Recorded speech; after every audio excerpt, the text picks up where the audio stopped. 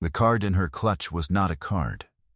It was a transmitter, and it had been warm against her palm for 40 minutes, which was 40 minutes longer than the men who gave it to her had promised it would take. She had counted 3 exits and 4 threats before the maitre finished saying her fake name.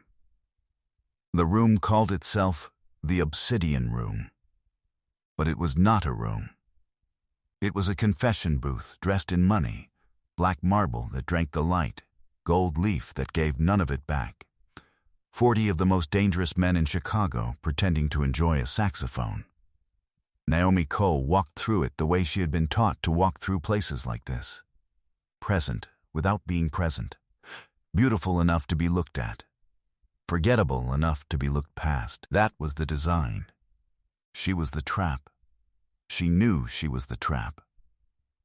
What the men who sent her did not know was that she had clocked their own surveillance van 2 blocks back, made the second tail at the valet stand, and understood, with the cold, specific clarity that had once been her entire profession, that the card in her clutch was not transmitting her location to her own people. It was transmitting it to whoever wanted both her and the man she was being aimed at dead in the same room.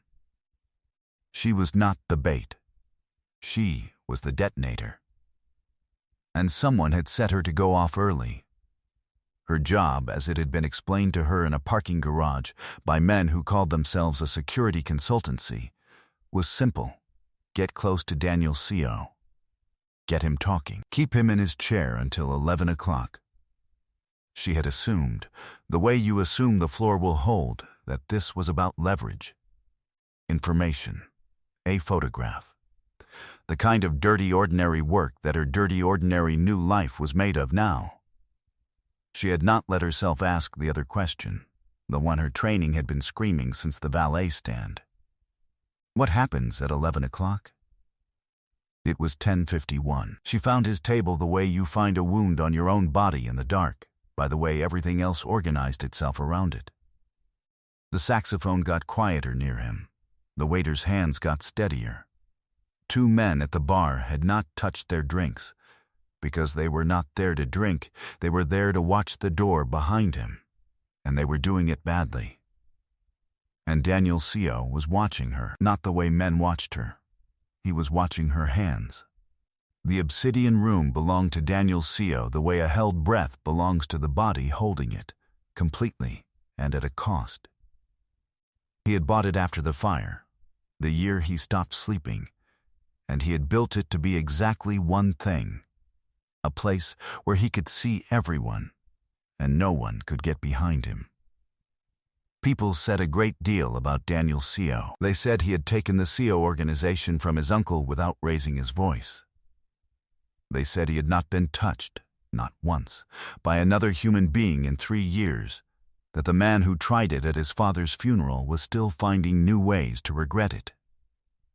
They said he was beautiful the way a closed door is beautiful, and that you would do well to remember it was closed. What they did not say, because no one who knew it had lived to repeat it, was the real shape of him. The dragon inked down the left side of his throat had not been chosen. It had been inherited, the way the empire had, the way the silence had. The stillness that everyone read as power was the stillness of a man who had learned that the last person who got close enough to touch him had been sent by someone who smiled at his wedding, who he had trusted with the only soft thing he had left, and who had used that softness to put a name on a kill list. After that, Daniel C.O. did not let things in. He let them stand at a measured distance, and he watched their hands. Because hands tell the truth that faces are trained to bury. So when the woman in the dark green dress moved across his room, he did the thing he always did. He watched her hands. And her hands were wrong. A planted woman's hands flutter. They touch the throat, the hair, the clutch, small reassuring lies the body tells to look at ease. This woman's hands did not flutter. They hung loose and ready at her sides, fingers slightly curled, the way a hand hangs when it has been trained to be near something and is pretending it is not. When the waiter crossed behind her, she did not turn. She tracked him in the black marble and the reflection without moving her head. He had seen that exact economy of motion and exactly two kinds of people. Soldiers and the people who hunt soldiers.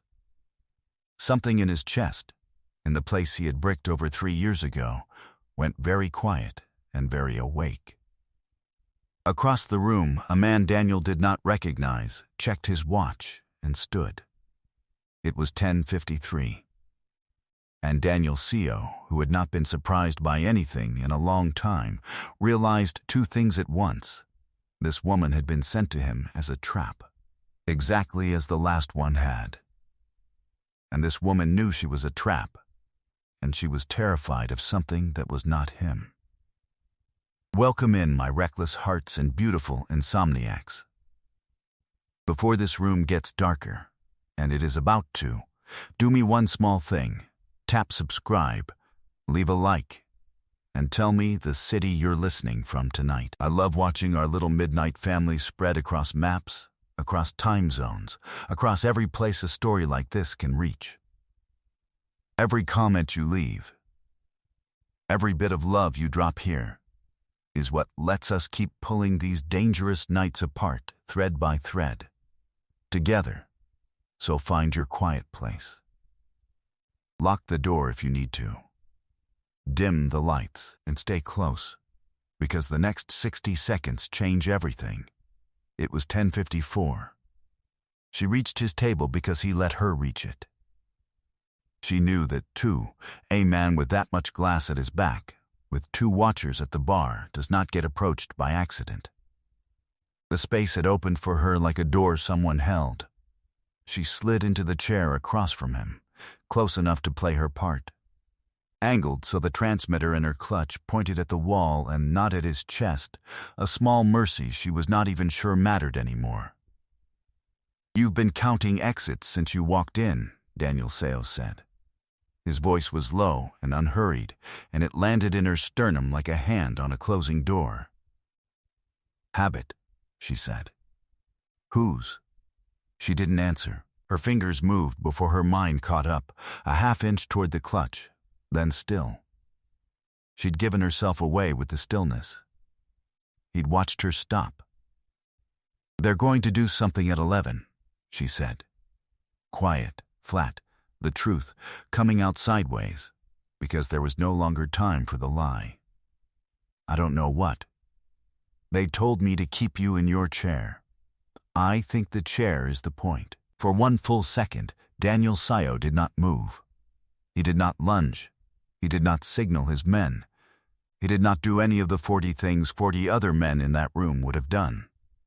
He went still, the specific stillness of a man rereading the last 3 years of his life, in the space of one breath, and finding, in the middle of it, something he had decided he would never find again. The saxophone ended. In the gap before the next song, the whole room was briefly, terribly quiet. "Look at me," he said. "Not the exits. Me. She did. He sent you to kill me," Daniel said. "It was not a question. And he didn't tell you that's what you were." "No," she whispered. "He didn't." Something moved across his face, there and gone, the way a fish moves under ice. Then Daniel Seo lifted one finger off the table, a gesture so small the watchers at the bar nearly missed it, and the man checking his watch across the room was suddenly, quietly, surrounded by 3 people who had not been there a moment before. Daniel never looked away from her. "Give me the card," he said. She did. He turned it over in his fingers, the transmitter, still warm, and he understood it the way she had, instantly, completely, a signal, a position. Not for her handlers. For a second team, the one that did the part the woman wasn't told about. He set it down on the table, face up, still transmitting. Then Daniel Seo did the thing no one in that room would have predicted. He smiled, barely, just at the corner, and he leaned toward the card as if it were a microphone. Because it was. "Tell him," he said, soft and clear. It worked. He looked up at her, and for the first time in 3 years his eyes were not a closed door. "He wanted me to let a beautiful trap walk straight up to my table," Daniel said. "She did. He just doesn't understand yet which one of us got caught." It was 10:58. The room moved the way water moves when the drain opens. Fast. In a direction no one chose. Naomi felt the hand close around her arm before she saw whose it was. And her body answered before her mind voted. She rolled her wrist toward the thumb. The weak point of any grip. The first thing they teach you. And she was half out of the chair and turned to face the threat before she registered that the hand belonged to Daniel Seo. He had felt it, the trained break, the instant correct response, and something in his face came open like a struck match. "There it is," he said.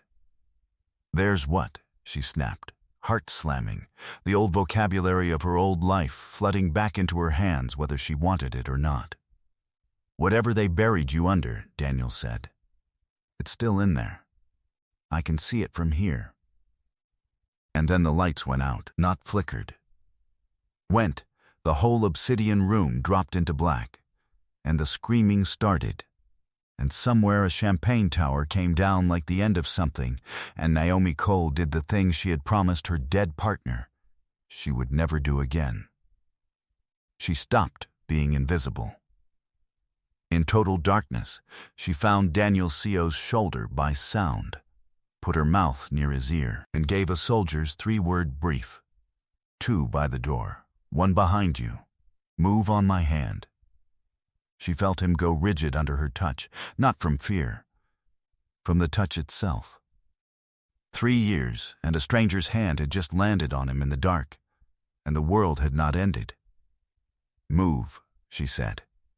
And the man who could not be touched let himself be led through the dark by the trap his enemy had sent. Here is what Naomi Cole had not let anyone see in 18 months of waiting tables and cleaning offices and being smaller than she was. She had been good, not good, exceptional. An intelligence analyst with a gift that bordered on the unsettling. The one they sent into rooms to read the things rooms didn't know they were saying. She could walk a space and tell you who was armed, who was lying, who was about to run, who had already decided to die. It was not magic. It was attention, turned up to a frequency that cost her something to maintain. She had loved it the way you love the one thing you are unquestionably for. And then a room had lied to her. Just once. The one time it mattered. She had read a meeting wrong, or been fed it wrong, she would never be sure which, and her partner, the man who trusted her readings the way you trust the ground, had walked through a door she'd called clean. It was not clean. She had carried his weight out of that building, with her hands pressed into a wound that her training told her, with horrible precision, was already too late. They cleared her. That was the cruelest part. No one blamed her, but her. So she did the math no one asked her to do, and she disappeared into a city and a uniform and a smallness, because a woman who could read a room and got a man killed anyway had no business reading rooms. She told herself she had set the gift down. She had not. You cannot set down the thing you are. You can only refuse to use it, and refusal is just using it backward, and it had been eating her alive for 1.5 years. Which was why, when the men in the parking garage offered her one job, just keep him in his chair, she had said yes too fast. Not for the money, though God knew. Because for one night she would get to walk into a dangerous room and be the dangerous thing again, and she had missed it the way you miss a language you used to dream in. She had not known they were aiming her like a gun. She should have. The not knowing was the wound reopening. I read it wrong again. Someone is going to die again, and it's my hands again. Except this time the room had told her the truth in time, and this time she had said it out loud. The corridor behind the obsidian room was a throat, narrow, black, breathing kitchen heat, and Daniel Seo had a hand fisted in the back of her dress, not to control her, she realized, but to keep her in front of him. He was putting the trap between himself and the dark. It was either the most cynical thing a man had ever done to her, or the most honest. And she could not tell which, and that not being able to tell was the first interesting thing that had happened to her in 18 months. "You're shaking," he said, behind her. "I'm working," she said. "It's the same thing now." She stopped them at the corner with a flat hand against his chest, and felt him flinch, that involuntary recoil of a body that had trained itself against contact, and felt it cost him to not step back. He held. She filed it away the way she filed everything. "Listen," she breathed. He listened. There was nothing. That was the point. The kitchen had gone silent, and a working kitchen does not go silent unless someone has told it to. "They cleared the staff," Daniel said, "which means they're coming through there." She nodded at the swinging doors leaking light. "2, maybe 3. They'll expect you scared and alone." She turned and looked up at him in the dark, and there it was again, the thing he kept seeing on her, the competence she'd buried surfacing like a body in spring. "Are you scared?" The corner of his mouth again. "Not anymore." "Alone?" He looked at her for a long second. "Apparently not," Daniel Seo said. The doors opened. 2 men. Naomi did not think. Her hand found his wrist, redirected him low and right, and her foot found the back of the first man's knee with a precision that had nothing to do with luck.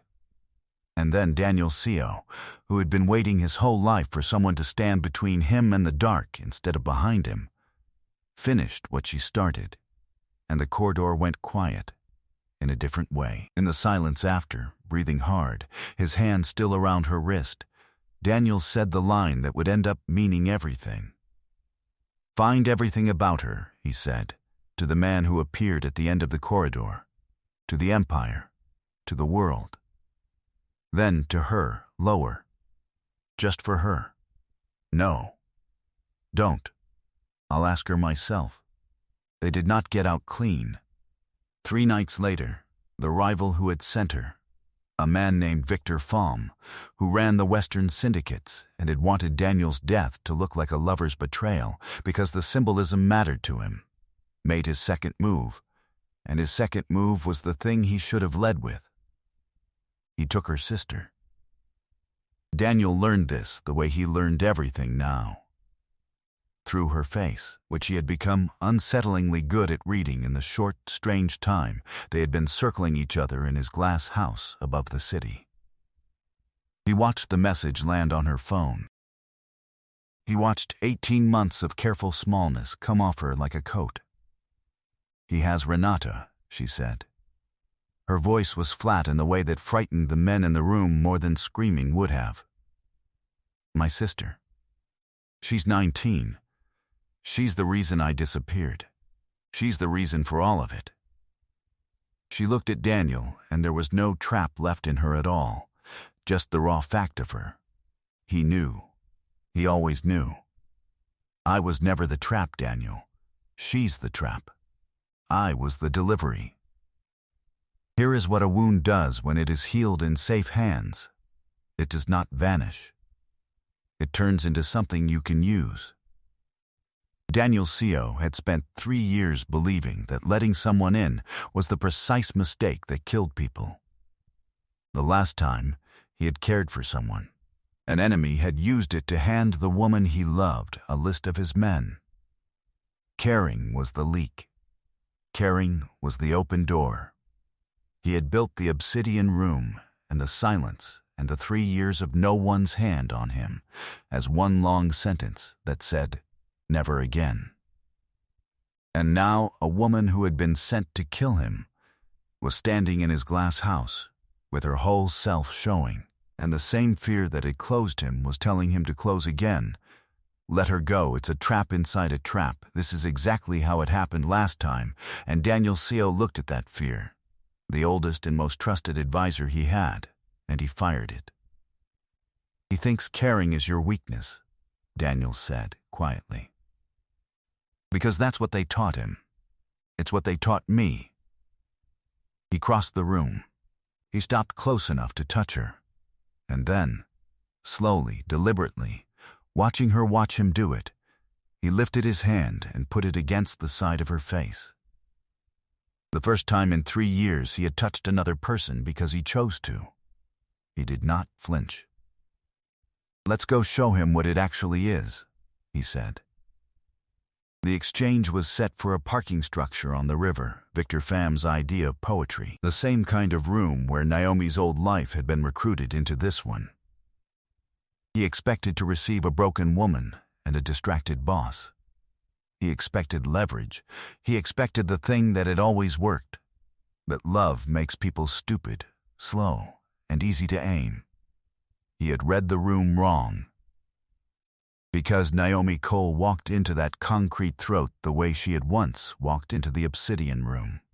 Present, ready, hands loose. Except this time she was not hiding what she was, and the difference was the difference between a sheathed blade and a drawn one. She had spent the drive doing the only thing she had ever truly been great at, reading the trap, the angles, the sight lines. The one man Victor kept glancing at, who was therefore the one who mattered. The place her sister would be held, which she identified before they arrived, from the floor plan, from the way Victor's men moved, from 40 small truths the room could not stop telling her. She told Daniel all of it, in a whisper, in the elevator. He listened the way her partner used to listen, completely, trusting the read. And when Victor Pham smiled and spread his hands and said, "Mr. Seo, I see my gift made it to your table after all," Daniel Seo answered with the line he had been carrying for 3 days like a loaded thing. "It did," he said. "Tell yourself it worked." Then everything Naomi had read came true in the order she'd read it. It was not clean, and it was not quiet. But when it was over, Renata was crying against her sister's shoulder, and Victor Pham was learning the specific regret that the man at the funeral had once learned, and Daniel Seo was standing in the middle of a room he had read correctly because a woman he trusted had read it for him, alive. Because he had finally let someone close enough to stand in front of the dark. She could have left. After, that was the part that mattered, and they both knew it. Her sister was safe. The debt that had made her small was paid, dissolved, gone. Daniel had made 3 phone calls, and 18 months of fear had simply stopped existing. There was nothing keeping Naomi Cole in the glass house above the city. No leverage, no trap, no need. The door was open, and for the first time in years it led somewhere that wasn't smaller. She stood at the window with the whole lit city below her and Daniel Seo behind her, watching her hands the way he had the first night. And she understood that he was letting her choose. That the not asking was the gift. That a man who had been betrayed by someone who stayed for the wrong reasons would never again ask anyone to stay. So she didn't wait to be asked. She turned around. "You read your room wrong for 3 years," Naomi said. "You had it as a fortress. It's a hiding place. There's a difference, and I'm the only one who's going to tell you the truth about it. So you should probably keep me where I can see your exits." Daniel Seo looked at her. At the woman his enemy had sent to end him, who had instead handed him back something he'd buried with his own hands, and the closed door that was his face came open all the way. Just once. Just for her. That sounded like a threat, he said. It was a job offer. She stepped close, into the measured distance no one was allowed inside, and stayed there. I read rooms. You have a lot of dangerous rooms. I'd like to not be invisible in any of them ever again. He put his hand against her face a second time. It was already becoming something his body knew how to do. Stay, he said. And then, because he had promised himself he would never ask, he corrected it into the truer thing no. I know you'll stay. I want you to know that I know. She smiled. The first real one. The one she'd kept buried under 18 months of being small. His rivals sent me as a trap, she said. I know. Tell him it worked.